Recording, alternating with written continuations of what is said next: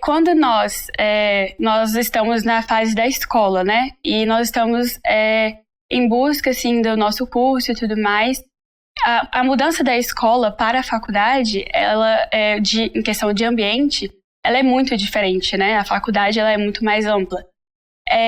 O que o senhor pode aconselhar para aqueles que vão começar a faculdade agora, em questão mais de testemunho, de sabedoria, né? Em questão desse ambiente? De fato, Raíssa, a mudança do ensino médio para a universidade é muito grande. Eu acho que nós deveríamos ter uma transição até mais suave, mas nós não temos.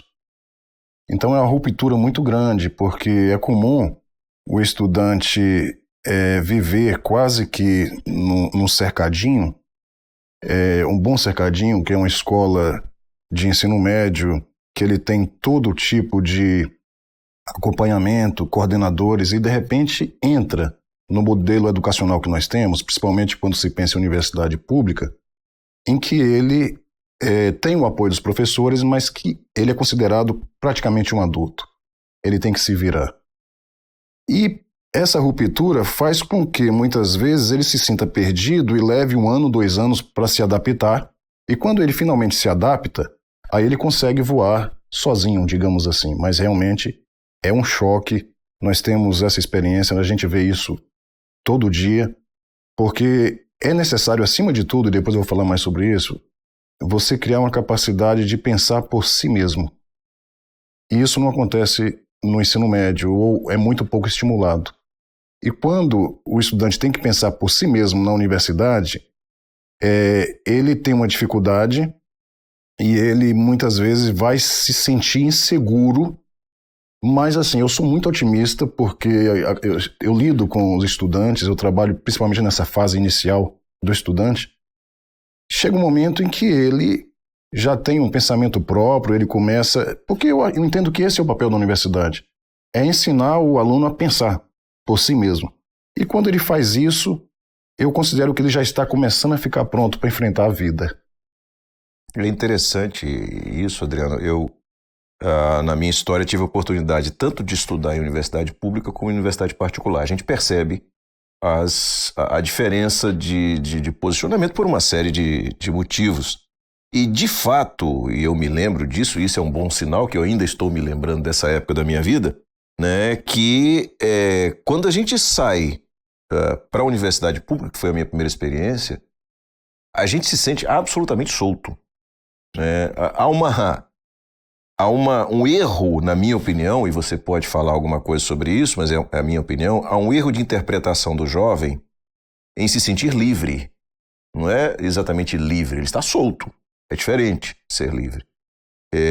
Porque há elementos de avaliação, há elementos de resultados esperados dele, só que não existe a cobrança e o acompanhamento que existia muito próximo na época do ensino médio. Né? É comum no ensino médio você ter coordenador pedagógico e profissionais que estão ali em cima. Se você pisar fora do riscado, ele já está ali e tal, aquela coisa toda. Quando você chega na faculdade, não tem mais nada disso.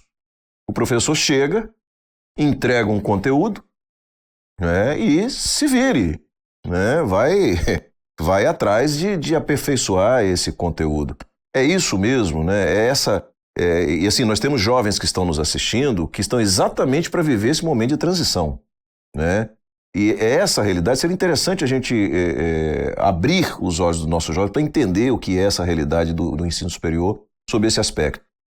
Sim, quando o aluno ingressa numa faculdade particular, é comum que essa faculdade replique a estrutura que acontecia no ensino médio, em alguma maneira, em alguma medida. Mas quando vai para a universidade pública, a universidade pública ela é um retrato da própria sociedade. Então você encontra numa universidade pública representação dos diversos estratos sociais. Por exemplo, o sistema de cotas é uma tentativa de fazer com que os alunos que estão ali sejam representativos da própria estruturação social que existe. Então, estar na universidade pública, eu considero que é você já enfrentar o mundo como ele é. Então, a universidade pública não tem aqueles cuidados, digamos assim, aquelas salvaguardas que existem na universidade privada, né? Embora a universidade privada também já seja um momento em que o aluno tem que amadurecer na marra.